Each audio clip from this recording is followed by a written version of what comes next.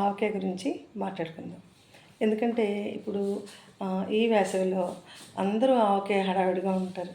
ప్రతి ఒక్కళ్ళు వేసవికాలం వచ్చిందంటే చక్కగా ఆవకాయ పట్టడం, కారాలు పట్టుకోవడం, దంచుకోవడం ఇలా చాలా హడావిడిగా ఉంటాయి ఇళ్ళని. కానీ ఇప్పుడు నెమ్మదిగా హడావిడి కనిపించడం మానేస్తుంది.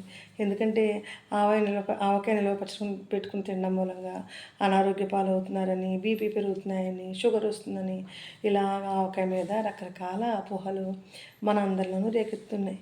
కానీ మనం ఒక సైంటిఫిక్గా మనం ఆలోచించుకుంటే అసలు ఆవకాయ తినాలా వద్దా, మన పిల్లలకి పెట్టాలా వద్దా అనేది ఒకసారి మనం ఆలోచిద్దాం. అసలు ఆవకాయ అనేది మనం చాలా భద్రతగా పెడతాం ఆవకాయని. ఎక్కడ మనం దాన్ని నిల్వ ఉంచేటప్పుడు ఎటువంటి కెమికల్ కానీ ప్రిజర్వేటివ్స్ కానీ అందులో యూజ్ చేయకుండా మనం ఆవకాయ నిలబెట్టుకుంటాం కదా.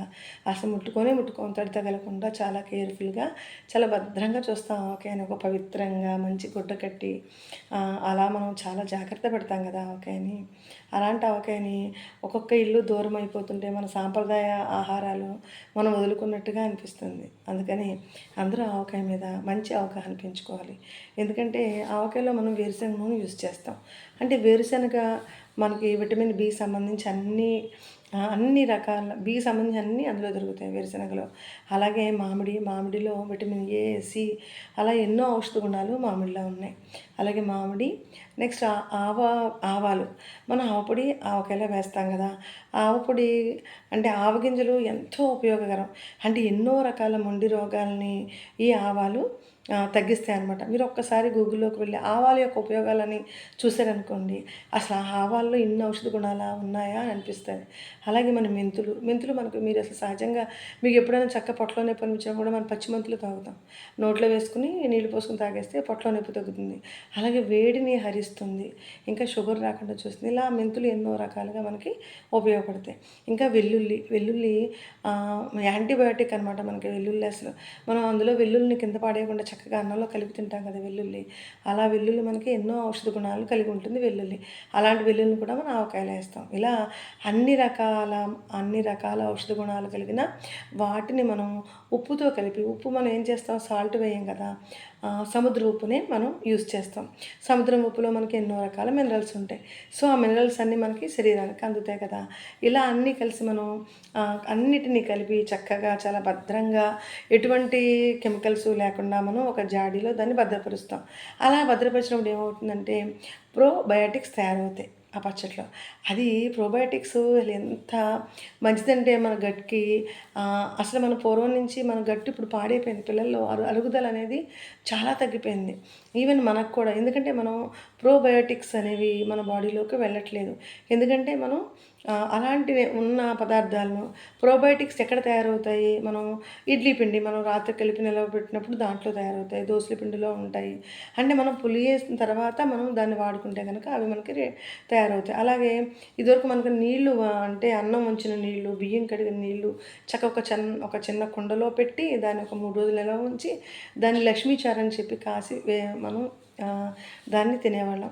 దానివల్ల ఏమవుతుంటే ప్రోబయోటిక్స్ అనేవి మన బాడీలో రిలీజ్ అవుతాయి. ఎప్పుడైతే ప్రోబయోటిక్స్ అనేవి మన బాడీలో మన స్టమక్లో ఉంటాయో మన జీర్ణశక్తి అద్భుతంగా ఉంటుంది.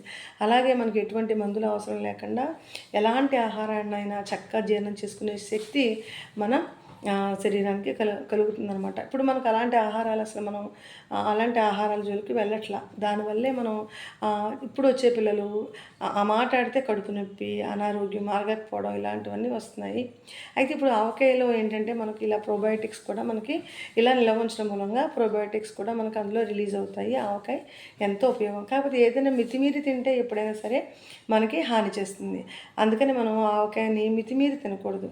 వారంలో ఒక్కసారికి తప్పనిసరిగా ముద్దపప్పులో, అంటే పిల్లలకి కంపల్సరిగా అలవాటు చేయాలంటే ముద్దపప్పు ప్రోటీన్ కదా మనకి.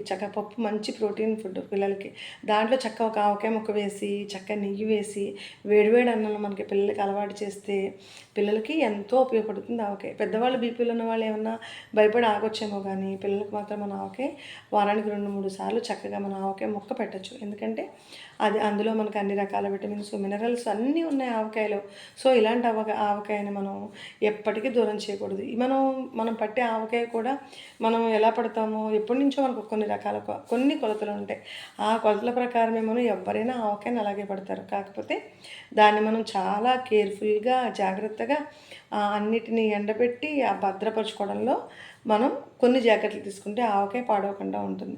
అంతేకాకుండా మనం అంతా ఎక్కువ పెట్టుకోక్కర్లేకుండా ఇప్పుడు అన్నీ దొరుకుతున్నాయి కాబట్టి, ఎప్పటికప్పుడు మనకు అన్నీ దొరుకుతున్నాయి. కాబట్టి మనం కొంచెంగా పెట్టుకొని మళ్ళీ తర్వాత కావాల్సినప్పుడు మళ్ళీ కొంచెంగా పట్టుకోవచ్చు. కానీ ఆవకాయని మాత్రం మనం ఎప్పటికీ వదులుకోకూడదు. ఎందుకంటే ఇది మన తాత ముత్తాతల నుంచి, తరతరాల నుంచి వస్తున్న ఆవకాయ సంస్కృతి మనది. అలాగే మన పెద్దవాళ్ళందరూ కూడా ఎప్పుడు కూడా వాళ్ళు ఆవకాయ రెగ్యులర్‌గా తిన్నారు. డైలీ ఆవకాయ తిన్నారు వాళ్ళు. ఆవకాయ నూనె నాకు తెలిసి మా ఫాదర్ చాలా స్ట్రాంగ్‌గా ఉండేవారు. రెగ్యులర్‌గా ఆయన ఆవకాయలో నాన్న నువ్వుల నూనెతో గానీ, వేరుశనగ నూనెతో గానీ పట్టించేవారు. కంపల్సరీ నూనె వేసుకునేవారాయన.